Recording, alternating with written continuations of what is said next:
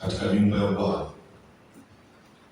Jisikie mtu mwenye furaha, na wewe ambaye upo online unayefuatilia, kaa katika mkao wa kuweza kukutana na Bwana kupitia neno lake.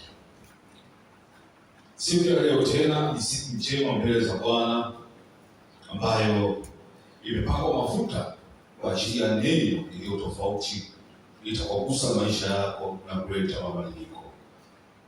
Wiki kadhaa zilizopita tulikuwa na somo zuri ambalo pia bado linaendelea, lakini ikiwa na mwendelezo wa kufanana na hili ambalo tunalo asubuhi ya leo. Tulijifunza juu ya kutengwa na namna ambavyo tunapaswa kutengwa katika dunia hii, na leo hii asubuhi tunakwenda kujifunza somo linaloitwa wekwa wakfu kwa ajili ya Bwana. Wekwa wakfu kwa ajili ya Bwana. Somo hili litatusaidia ili tuweze kujua nini maana kuwekwa wakfu. Litatusaidia namna ya kutengwa maana yake nini, lakini pia litatusaidia kuweza kujua namna ya kuishi maisha matakatifu yanayompendeza Mungu. Lakini pia itakusaidia ili uweze kuepukana na uovu ulio mwingi katika ulimwengu huu. Bwana Yesu asifiwe sana. Amina. Kwa hiyo Kristo anapokuwa amepokea Bwana kwa Bwana mwokozi wa maisha yake, unakuwa sio mwisho wa maisha yake, bali unakuwa ni mwanzo wa safari mpya ya maisha. Kumbuka mwanzo alikuwa ni ndani ya ufalme mwingine wa giza. Kwa hiyo anapompokea tu ni kwamba ako ndani ya Kristo, na mategemea kwamba kuna mabadiliko aweze kuishi maisha mapya. Kwa hiyo kuokoka si mwisho, bali mwanzo wa safari ya maisha ya wokovu, maisha ya ukamilifu, maisha ya utakatifu. Kwa hiyo tunaenda kujifunza somo hili la utakatifu. Lengo ni kufanya tuweze kuishi kwa watakatifu na kubaki kwa watakatifu, na kupitia hivyo basi tunakuwa marafiki wa Mungu. Katika dunia hii tuliyo nayo, ambayo kila mmoja anashuhudia mabadiliko ya uovu mwingi ulioongezeka, mambo ambayo zamani yalikuwa yanaonekana ni ya kawaida kabisa, lakini leo hii mambo hayo yanaonekana si ya kawaida tena. Kumbuka huko nyuma watu walikuwa wanaogopa dhambi. Mtu akifanya dhambi anakuwa na hofu, anatetemeka. Lakini leo hii dhambi imeonekana ni kitu cha kawaida kabisa. Na sasa hivi hata huko nyuma kulikuwa zile dhambi ambazo matendo ya aibu ambayo huko nyuma ilikuwa ni aibu hata kutamka, lakini sasa hivi yameanza kuzoeleka kuwa ni mambo ya kawaida. Kwa nini? Kwa sababu tuko katika zama ambazo ni za uovu. Uovu umekuwa mwingi. Ndio maana sasa tunapaswa kujifunza ili tuweze kuishi maisha matakatifu. Na si hayo tu.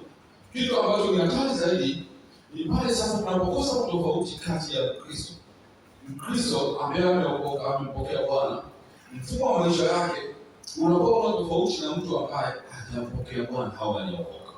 Kwa hiyo tunashika kutofautisha sasa. Kanisa linapoteza mvuto pale ambapo sasa kanisa linaweza kufanya na dunia matendo ambayo duniani yanafanyika, na kanisa napo linafanya vile.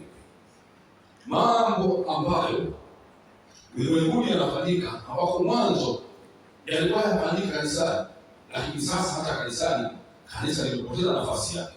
Kanisa limepoteza mvuto, basi sasa limepoteza nafasi ile ya kwanza ya utumishi katika matendo ya ukiangalia matendo ya mitume, jinsi kanisa la kwanza lilivyokuwa. Kwa sasa hivi kanisa sasa limekuwa la kawaida. Kwa watu wanataka kutofautisha. Ndio maana wengine wanakuwa wanasema nini kanisani kwa nini? Kwa sababu wasikia watumishi wanaona watumishi wanafanya mambo ambayo ya dunia. Na wengine wanaenda kanisani, lakini wanapokuwa pale wanakumbana na mambo ambayo unakuta mchungaji ni mzinzi. Pale unakuta mchungaji huyo anatafuta namna pia au anakuwa sababu ya kuangusha washirika. Bwana Yesu asifiwe sana. Katika mazingira ya namna hiyo, ambapo kanisa limeanza kupoteza usafi na utakatifu wa Mungu. Ule usafi uliokuwepo mwanzo hasa mambo yanaweza kuzoeleka hata ndani ya kanisa. Uovu umekuwa ni mwingi kiasi ambacho utakatifu unakuwa hauna maana. Bwana Yesu asifiwe sana. Dhambi zinaanza kuzoeleka. Dhambi inatafuta lugha ambayo sasa ya kupambwa isionekane tena sio dhambi. Bwana Yesu asifiwe sana. Ndio tuko katika kisasi cha namna hiyo ambapo uovu umekuwa mwingi sana. Uovu umeanza kuhalalishwa. Ndiko kanisa sasa lilikofika. Kanisa limepoteza nafasi na kufanana na dunia. Bwana Yesu asifiwe sana. Katika somo hili tunajifunza, na tunapozungumza kanisa tunazungumza ni mimi na wewe. Tunapozungumza kanisa tunazungumza ni namna ambavyo tunaenda katika usafi na utakatifu. Bwana Yesu asifiwe sana. Bwana Yesu asifiwe sana. Kwa hiyo andiko letu kuu linatoka katika kitabu kile cha Petro wa kwanza sura ya kwanza na ule mstari wa 15 na ule mstari wa 16. Petro wa kwanza sura ile ya 15, sura ya kwanza mstari wa 15 na ule wa 16. Neno la Mungu linasema, bali kama yeye aliwaita alivyo mtakatifu, ninyi nanyi iweni watakatifu katika mwenendo wenu wote, kwa kuwa imeandikwa, mtakuwa watakatifu kwa kuwa mimi ni mtakatifu. Petro katika Agano Jipya anazungumza juu, anamwambia kwamba kama yeye aliwaita, nani aliwaita? Kristo. Tunapookoka maana tumeitwa na tukaitika. Kama yeye aliwaita alivyo mtakatifu, hasa iweni watakatifu katika mwenendo wenu wote, kwa maana imeandikwa, mtakuwa watakatifu kwa kuwa mimi ni mtakatifu. Sasa wakati nalipoangalia imeandikwa wapi? Petro ananukuu maandiko matakatifu ambayo yameandikwa katika kitabu cha Mambo ya Walawi, mambo kwenye Biblia. Atusomee tuangalie maandiko matakatifu ambayo Petro alikuwa akinukuu katika kitabu kile cha Walawi. Kasoma Walawi 11 44 na 45. Na pia tukasoma ile Mambo ya Walawi sura ile ya 19 na mstari wa 2. Lakini pia tukasoma Mambo ya Walawi sura ya 20 na mstari wa 7, lakini pia 20 na mstari wa 26. Kwa hiyo tuanze na ile 11:44 na 45. Tuone 14, 11, 44 na 45. Yes. Neno la Mungu linasema, kwa kuwa mimi ni Bwana Mungu wenu, takaseni nafsi zenu, basi iweni watakatifu kwa kuwa mimi ni mtakatifu. Wala msitie uchafu nafsi zenu kwa kitu kitambaacho cha aina yoyote kiendacho juu ya nchi. Kwa kuwa mimi ni Bwana niliyowaleta kutoka nchi ya Misri, ili kwamba niwe Mungu wenu, basi mtakuwa watakatifu kwa kuwa mimi ni mtakatifu. Kwa watakatifu kwa kuwa mimi ni mtakatifu. Tusome tena katika ile 19 na ule mstari wa 2. Hiyo Mambo ya Walawi. Neno la Mungu linasema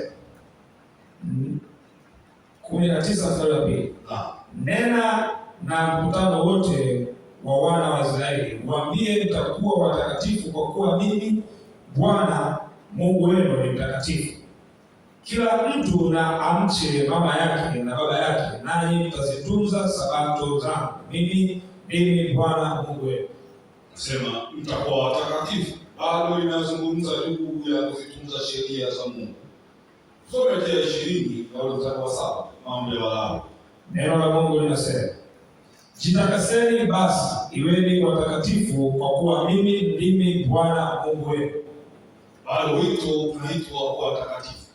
Wito wa kuwa watakatifu kwa kuwa ni yeye ni mtakatifu. 20 na ule mstari wa 26.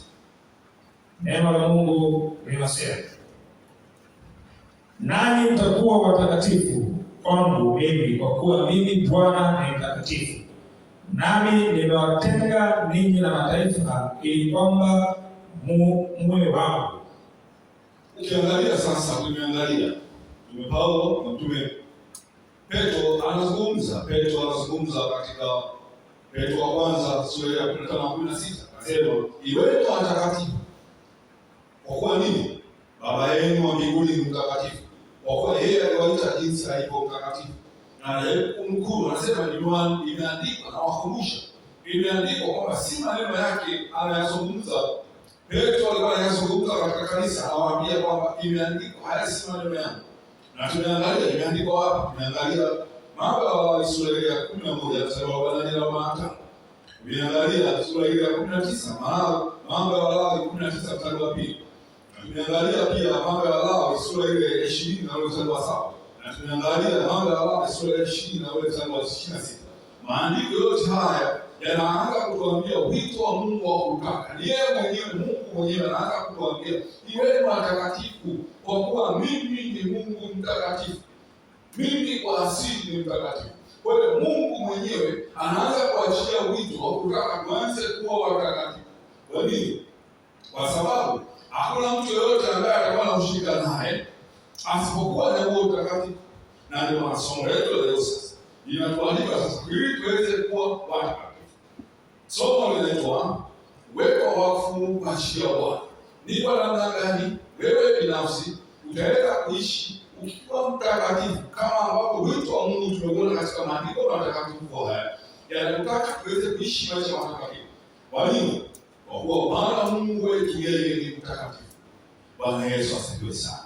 Tumeangalia namna ambavyo kanisa limeanza kupoteza sasa nafasi yake ya utakatifu. Mambo ambayo mwanzo yanaanza kuogopa.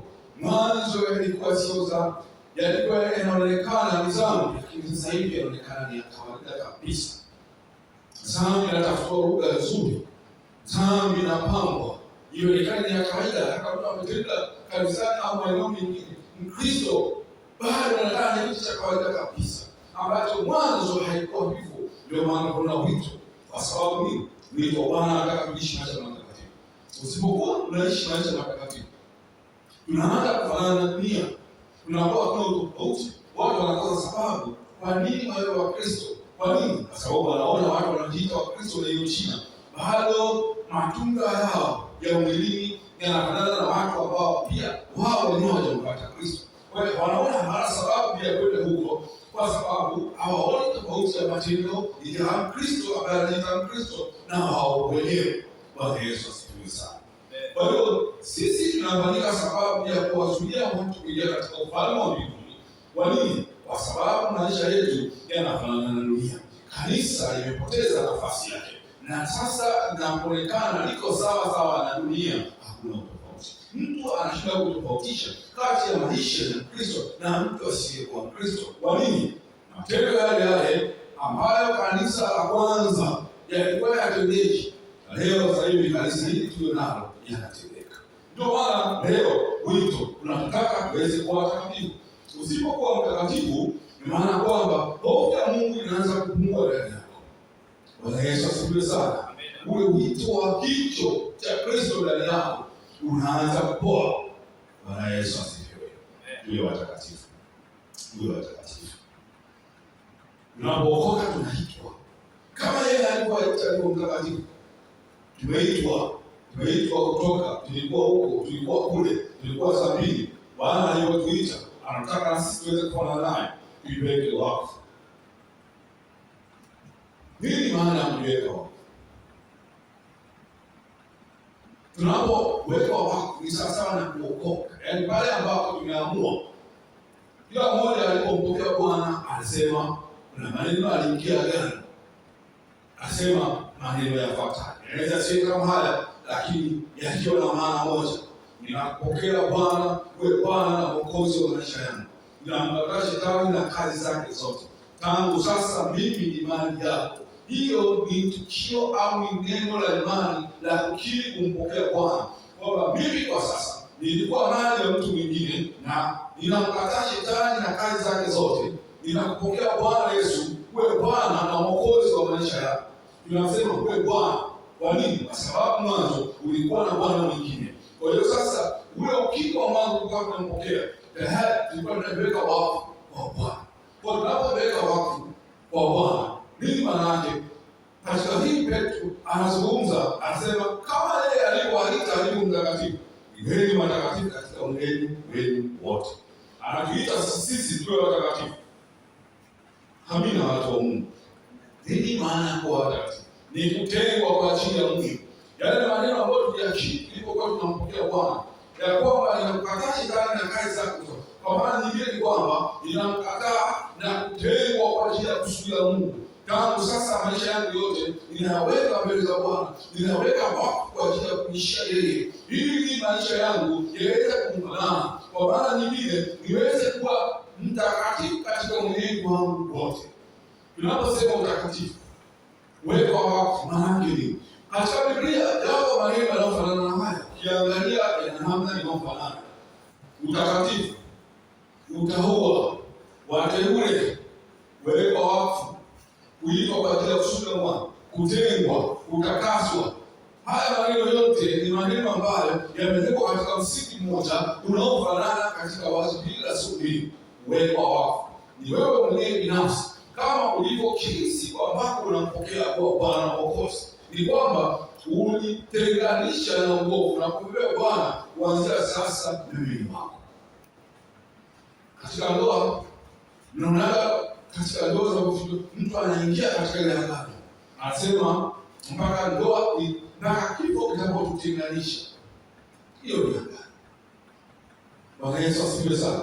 Sasa katika tunapokombolewa, tunapompokea Bwana, tunampokea kwa hiari yetu wenyewe, na tunatamka maneno ambayo si kwa tunamdanganya, kwa sababu ni Mungu.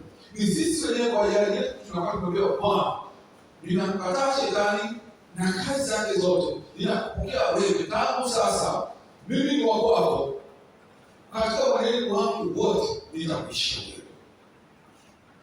Utakatifu, weka wakfu. Pale tulipookolewa tu tukamkataa shetani. Kwa hiyo tunaitwa tuweze kuishi maisha matakatifu. Petro anakumbusha kanisa, kwa sababu aliona kanisa limeanza kupoteza mwelekeo. Baadhi ya watu wanaanza kuishi maisha ambayo si matakatifu, wanaanza kufanana na matendo ya dunia. Ndio maana anaanza kuambia, kama yeye aliyowaita iweni watakatifu kwa maana yeye ni mtakatifu. Na hii imeandikwa, si maneno yangu. Tumesoma hapa, imeandikwa wapi? Tumenukuu maandiko katika kitabu kile cha Mambo ya Walawi. Bwana Yesu asifiwe sana. Leo unaandika, utapitia uone Mambo ya Walawi. Tumesoma katika Mambo ya Walawi sura ile ya 11 mstari wa 4 na wa 5. Tukaangalia Mambo ya Walawi sura ya 19 mstari wa 2. Tumeangalia Mambo ya Walawi sura ya 20 mstari wa 7. Tumeangalia Mambo ya Walawi mstari wa sura ya 20 na ule mstari wa 26. Mambo yote haya yanaonyesha wito wa kuishi maisha matakatifu. Bwana Yesu asifiwe sana. Weka wakfu. Kwa nini? Mungu ni mtakatifu. Mungu ni mtakatifu. Katika ile andiko tunaitwa kwa nini? Kwa sababu yeye ni mtakatifu. Tunaposema yeye ni mtakatifu, ina maana Mungu ni mtakatifu kwa asili yake. Yeye ni mtakatifu. Yeye achangamani na uovu. Uovu haupo ndani yake. Achangani na giza. Achangani na mambo yote ambayo ni machafu. Kwa asili yake yeye ni mtakatifu. Na ndio maana sasa tunaona ukisoma katika ile Isaya tunaona sura ya 6 na ule mstari wa 3. Tunaona maserafi.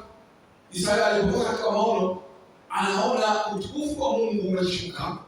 Yupo anaona namna wale maserafi wanapoita mtakatifu, mtakatifu, mtakatifu. Ndio Bwana wa majeshi. Dunia yote imejaa utukufu. Nini kilichosema wale maserafi? Maserafi ni malaika. Wapo makerubi, wapo maserafi. Maserafi ni wale malaika wanaokaa mbele za Bwana, wanaachilia sifa. Wanasema mtakatifu, mtakatifu, mtakatifu. Neno limerudiwa mara 3 katika lugha ya Biblia. Neno linaporudiwa mara 3 linaonyesha namna ya ukamilifu wake mbele za Mungu, jinsi asili yake jinsi ilivyo. Tunasema wewe ni mtakatifu, mtakatifu, mtakatifu, Bwana Mungu wa majeshi. Na dunia yote imejaa utukufu. Kwa nini? Hawakusema utukufu, utukufu, wewe ni Mungu uliye mzuri, lakini wanasema wewe ni mtakatifu. Wanarudia asili yake jinsi ilivyo ya utakatifu. Mungu ni mtakatifu ametenganishwa kabisa na uovu, udhalimu wa aina yote, wala giza halimo ndani yake. Ndio maana Mungu mwenyewe sasa alikuwa akiwaambia wana wa Israeli baada ya kuwa wametoka kule utumwani Misri na kuingia, sasa anaanza kuwapa sheria ya namna ya kuenenda, kwa sababu aliona baadhi yao bado walikuwa wameanza kujifunza. Walipokuwa kule Misri wamejifunza tamaduni ambazo za kuabudu miungu mingine, na wengine walikuwa na ibada za sanamu. Kwa hiyo sasa anaanza kuwapa mfumo mpya kwamba nyinyi sasa ni watu wapya, mmetoka Misri huko mlipokuwa, lakini sasa mmekuwa watu wangu, ili mbaki kuwa watu wangu, nataka mwishi katika nchi ya nchi. Anakumbusha sasa, ukisoma katika ile Mambo ya Lawi 11 tutaona na wanaanza kukumbusha yule mtakatifu. Bwana hakuachia pale, bado tena katika wakati mwingine tena anaendelea kukumbusha pale. Ukisoma katika ile Mambo ya Lawi 19 na utawapi, bado pia anaendelea kuwakumbusha wana wa Israeli yule mtakatifu. Basi bado tena kuishi hapo, bado kusoma katika sura 20 na ule mstari wa 7, baada alikuwa akiendelea katika nyakati tofauti, akawasitiza wana wa Israeli kwa sababu aliona baadhi yao walikuwa wengi, matendo yao bado hayafai, bado maisha yao ni hali wanaishi ya maisha ambayo walikuwa wanaishi zamani, lakini watoka kule ili wale watu wako wateule, kwa alitamani kuwaona wale watu wanaishi maisha matakatifu. Baada ya kuishi hapo, hata katika sura 27 baada aliendelea kuwaambia iweni watakatifu.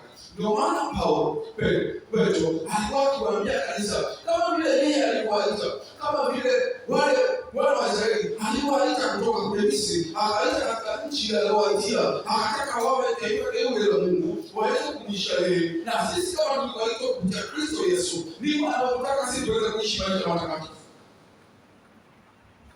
kama yeye aliyewaita alivyo mtakatifu. Iweni watakatifu katika mwenendo wote. Iweni watakatifu. Mungu ni mtakatifu kwa asili, ametenganishwa na uovu kabisa, giza halimo kabisa ndani yake, wala uovu wa aina yote haupo. Ndio maana watu wake sasa anawaita waweze kufanana na yeye, waweze kuishi maisha matakatifu. Ili tuweze kuwa na ushirika naye, lazima sisi tuweze kuwa watakatifu. Bwana Yesu asifiwe sana. Bwana Yesu asifiwe sana. Lazima tuweze kuwa watu watakatifu. Neno la Mungu tunalisoma nalo, unajua kwa nini inaitwa Biblia takatifu? Biblia takatifu. Je, kujiuliza kitu nani kwa nini Biblia inaitwa Biblia takatifu? Kwa nini Biblia inaitwa Biblia takatifu? Biblia inaitwa Biblia takatifu kwa sababu imetenganishwa kabisa. Neno linawekwa wakfu kama ambavyo unaona linawekwa wakfu kwa ajili ya Bwana. Imetenganishwa na vitabu vingine vyote. Vitabu vingine vyote vinazungumza juu ya habari ya mtu. Ni mtu amekaa akaandika kitabu juu ya habari ya mawazo yake, juu ya habari ya maisha yake, juu ya habari ya mazingira fulani. Ni maneno ya mtu. Mawazo yaliyo ndani yametokana na mtu mwenyewe. Kwa vitabu vingine vyote viko tofauti na Biblia. Biblia imetengwa. Hilo ni neno la Mungu, ni takatifu. Kwa sababu gani? Ni Mungu kwa asili yake ni takatifu. Kwa hiyo yale maneno yake, kwa sababu ndio yalo tupatia Biblia, ndio maana Biblia inaitwa takatifu. Haleluya. Biblia inaitwa takatifu. Ndio maana sisi tunatakiwa kuitwa, tunatakiwa kuishi maisha ya utakatifu. Mtengwa kwa ajili ya kusudi la Mungu. Hapa kanisani, hili ni eneo la kanisa. Kitu chochote kilicho mahali hapa kimetengwa kwa ajili ya utumishi wa Mungu. Kimewekwa wakfu kwa ajili ya kazi ya Mungu, si vinginevyo.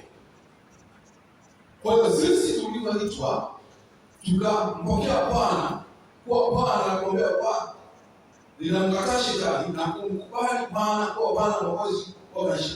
Roho Mtakatifu akaweka muhuri. Ukisoma katika kitabu cha Efeso sura ya 4 mstari wa 20 unaona kwamba ameweka muhuri siku ile tulipompokea. Kwa hiyo sisi tukatengwa kwa ajili ya kusudi la Mungu. Kama vile kitu ambacho kimetengwa kwa ajili ya kusudi la Mungu, ndivyo ambavyo hata mtu anaweza akatengwa kwa ajili ya kusudi la Mungu. Kwa hiyo sisi tumetengwa ili tumwishie yeye. Timotheo wa pili sura ya 3 mstari wa 16 na ule mstari wa 17 inasema, kila andiko lenye pumzi la Mungu lafaa kwa mafundisho na kwa kuwaonya watu makosa yao na kuwaongoza na kuwaadabisha katika haki, ili mtu wa Mungu awe kamili, amekamilishwa, apate kutenda kila tendo jema. Kwa Biblia ni takatifu kwa sababu ina pumzi ya Mungu. Yeye ni mtakatifu na sisi tumeitwa tuweze kuwa watakatifu. Biblia ina mamlaka juu ya Kristo, inaitwa Kristo. Kama ambavyo Biblia ilivyo takatifu, kama ambavyo Kristo alivyo mtakatifu hayetuita, basi hata sisi pia tunaalikwa kuweza kuishi maisha matakatifu. Hatuwezi kuishi maisha amesi matakatifu tunasema sisi wa Kristo. Bwana Yesu asifiwe sana. Bwana Yesu asifiwe. Kristo tumetengwa kwa ajili ya kusudi. Tumetengwa pale tu ambapo unampokea Bwana kwa Bwana mwokozi wa maisha. Tumetengwa.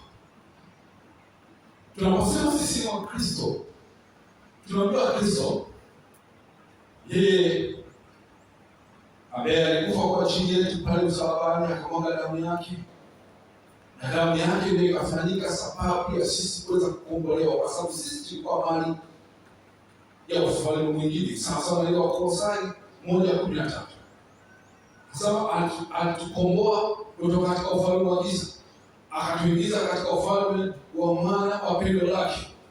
Kwa hiyo sisi kupitia damu ya Yesu Kristo sisi tukatengwa. Sisi watoto na kuitika tukatengwa kwa ajili ya kusudi la Mungu.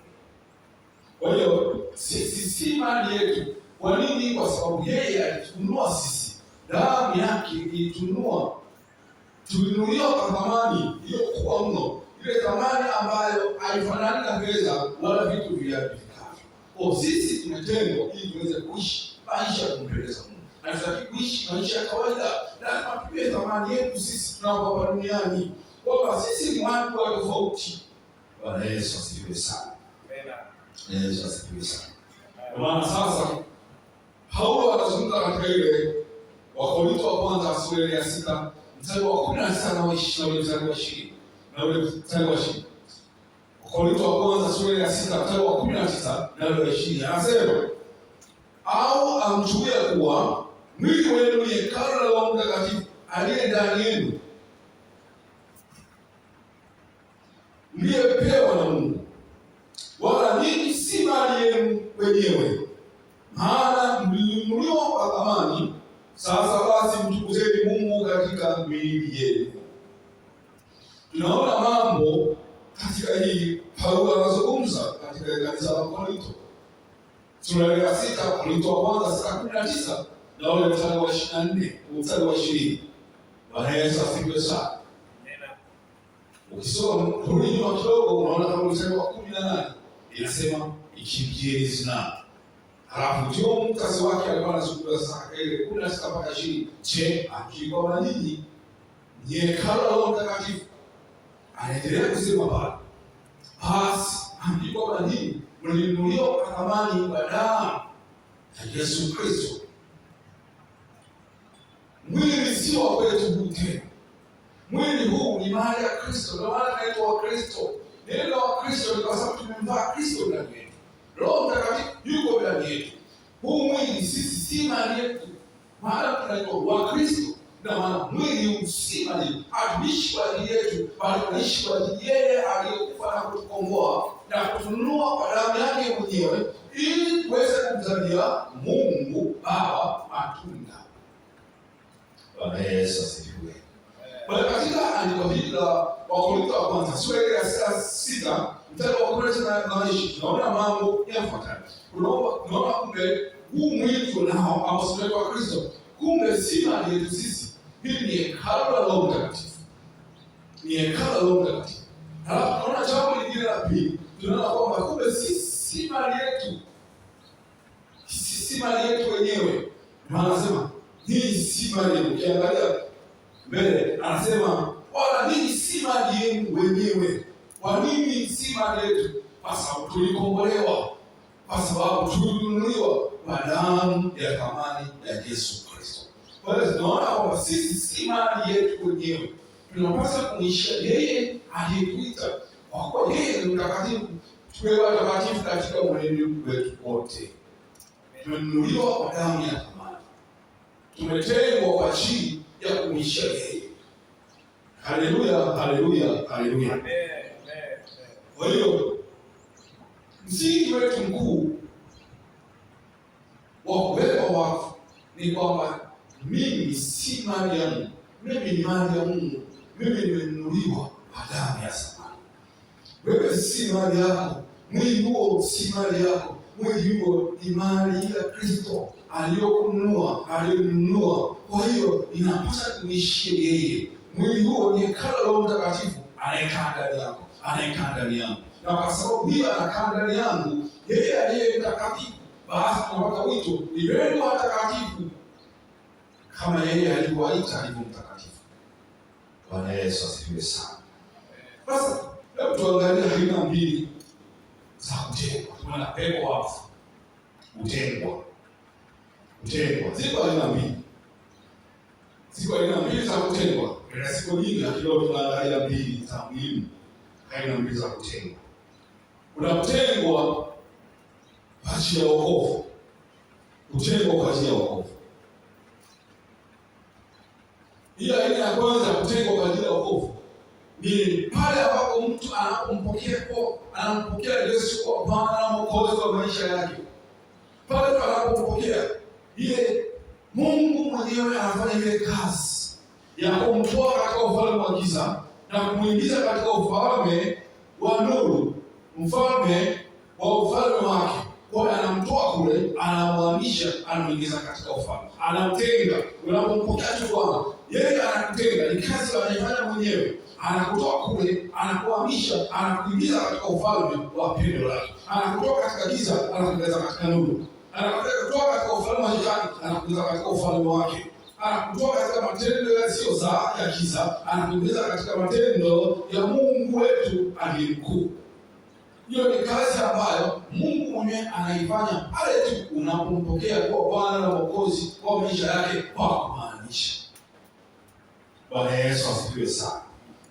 Maana sasa ukisoma katika Ibrania 10 na ule mstari wa 10, neno la Mungu linasema, katika mapenzi hayo tumepata utakaso kwa kutolewa mwili wa Yesu Kristo mara moja tu. Kwa hiyo sisi tumehamishwa, tumetengwa, tumetakaswa kwa kazi ya Yesu Kristo pale msalabani. Pale Yesu alipomwaga damu yake pale msalabani, ni kwamba Mungu Baba alikuwa akituhamisha, akitutenga katika ufalme wa giza na kututoa kule na kutuingiza katika ufalme wa nuru, ufalme wa mwana wa pendo lake.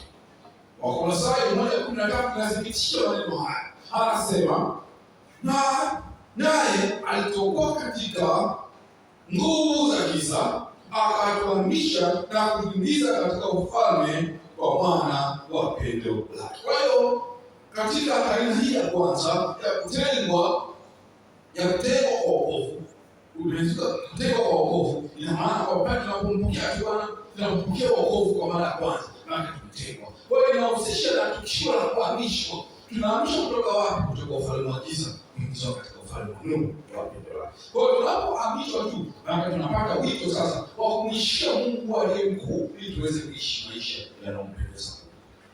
Bwana Yesu asifiwe sana. Bwana Yesu asifiwe sana. Aina ya pili ni kutengwa katika maisha ya kila siku. Kutengwa katika maisha ya kila siku. Kwa hiyo pale tu ambapo anapotuokoa katika ile aina ya kwanza ya kutengwa kwa wokovu, tunapompokea tu yeye, Mungu mwenyewe anafanya ile kazi. Roho Mtakatifu anatupiga mguu sana, ile wa Efeso anatupiga anatupiga mguu, anatuhamisha. Wakolosai 1:13 anapotuhamisha yeye mwenyewe. Kwa hiyo sasa katika hii aina ya pili tunatakiwa sasa sisi tuweze kujitenga katika maisha yetu ya kila siku. Tunapookoka hatua nyingine. Sasa ni Petro hapa alikuwa akiwaambia kanisa la Bwana katika mstari wa 15, anasema, basi kama yeye alikuwa mtakatifu, Yeye nani wenu watakatifu katika ulimwengu wenu wote. Hapa Biblia au maandiko ya matakatifu hayakutoa wito, Petro hakutoa wito kwa watu wewe watakatifu tu wanapokuwa kanisani. Hakutuita tuwe watakatifu tu pale ambapo tunasimama kama hivi kuhubiri. Hakutuisha kuwa watakatifu pale tunapokuwa tunaimba peke yake. Hakutuita tuwe watakatifu pale ambapo tunapokuwa tunashuhudia peke yake.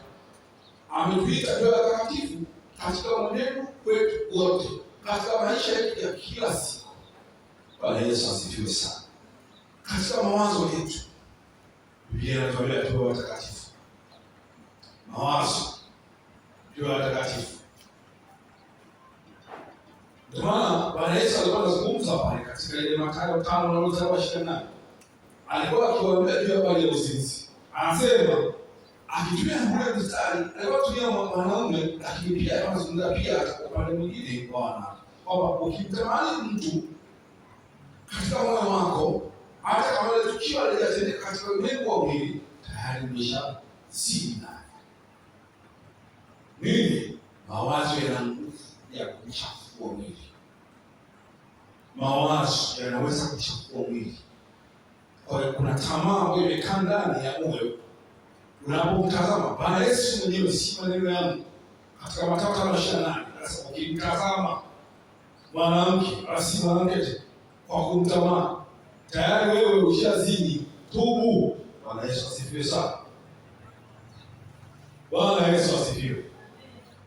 Kwa hiyo sasa angalia katika ulimwengu wetu wote, katika ndoa na mahusiano mbalimbali, tunapaswa kuwa watakatifu. Na ndio maana neno la Mungu linasema ndoa na iheshimiwe na watu wote. Kisoma katika ile Waefeso, katika Waebrania sura ya 13 na ule mstari wa 14 inatuambia hivyo. Katika habari ya uchumba, wewe katika habari ya uchumba, wewe katika urafiki wa kawaida, unapaswa kuweza kuheshimu na kuishi maisha matakatifu yanayompendeza Mungu. Kwa nini? Mwili huo si mwili wako, si mali yako, ingawa wewe ni wa kwako, lakini ni hekalu la Roho Mtakatifu. Sio anaokaa nje ya mtu mwingine, sio anaokaa mbinguni. Neno la Mungu linasema anaokaa ndani yetu. Katika Wakorintho wa kwanza sura ya 6 mstari wa 19 na 20, anaokaa ndani yetu, anaokaa ndani yangu. Na ndio maana tunapaswa kuwa watakatifu katika mwenendo wetu wote. Huo ni wito. Katika mavazi, mwenendo katika mambo mengi, mavazi unaovaa. Je, ni unashia Kristo? Roho Mtakatifu aliyoko ndani yako wewe, akikuona umetoka ndani, umevaa jinsi ulivyovaa, na sababu yuko ndani yako, anajisikiaje? Kwa sababu yeye ni mtakatifu na anakaa ndani yetu katika mwenendo wetu wote, katika maisha ya kila siku. Bwana Yesu asifiwe sana. Katika mwenendo wote, katika huduma tuwe watakatifu, mambo tunayatazama tuwe watakatifu, maneno tunapoyatoa yanatakiwa tuwe watakatifu, yanatoka ndani yetu yasiwe yanaweza kuashiria kwamba aliyeko ndani yetu sio Roho Mtakatifu, ni mtu mwingine. Kuna namna ambapo tumeokoka, lakini maneno yetu ya ndani yanapokuwa yanatoka yanaashiria ndani yako wewe anayokumiliki sio Kristo. Bwana Yesu asifiwe sana. Ndio maana Daudi anasema maneno, mawazo yaliyopo ndani ya moyo wangu na maneno kabla hayajatoka yakapata kibali mbele zako. Bwana Yesu asifiwe sana. Yakapata kibali. Na ndio maana Waefeso 4 na ule mstari wa 29 anasema tutoe maneno yenye kujenga.